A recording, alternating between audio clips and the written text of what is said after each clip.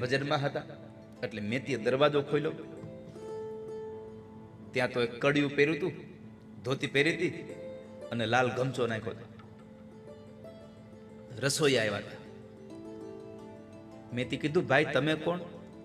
અરે એ તો હું રસોઈયો છું. આપણે શામળિયાના લગ્ન કર્યા છે તો રસોઈ બનાવવાની છે. પૂછવા આવ્યો છું કે આપણે રસોઈમાં શું બનાવવાનું છે? કાજુ પાક કે બદામ પાક કે શું બનાવવાનું છે? મેથી કે ઘરમાં સિંગદાણા નથી.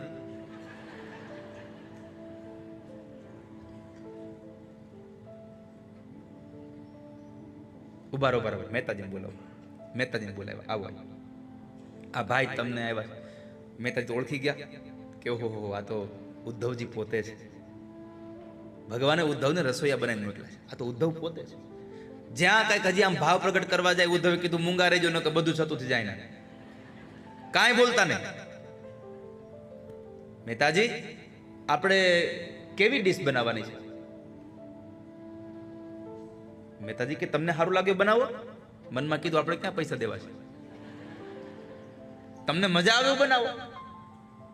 100, 500, 1000, 1500, 2000.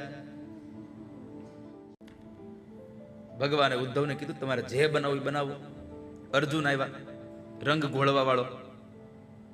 મહેતાજીને પૂછ્યું, મેતી હતા તે મેતીને પૂછ્યું કે હે મેતી, એ ગોરાણીમાં પાકો કલર કરું કે ડિસ્ટમ્બર? મેતી કે ચૂનાનો મેળ નથી અને આ તું આ ક્યાં આ બધું લઈને આવ્યો? પણ સંતોએ લખ્યું છે નરસિંહ મહેતાના જીવન ચરિત્રોની પુસ્તકમાં કે આખા જૂનાગઢને એક રાતમાં રંગ કર્યો હતો. આખા જૂનાગઢને રંગ્યું હતું શામળિયાના લગ્નમાં. અને જાન નીકળી 7 જણા, મુદળ હાથ. જેવા બરાબર વેવાઈના ગામમાં પહોંચ્યા, ઉપરથી લક્ષ્મીજી કીધું, પ્રભુ આમ જુઓ તો ખરા, આ લાજ તમારી જાહે હો. કારણ